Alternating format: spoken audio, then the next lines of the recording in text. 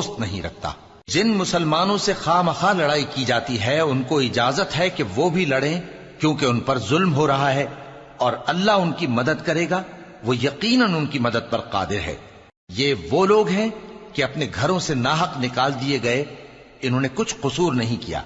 हां, ये कहते हैं कि हमारा परवरदिगार अल्लाह है, और अगर अल्लाह लोगों को एक दूसरे से न हटाता रहता तो खानकाहें और गिरजे और यहूदियों के इबादत खाने और मुसलमानों की मस्जिदें जिनमें अल्लाह का कसरत से जिक्र किया जाता है गिराई जा चुकी होती।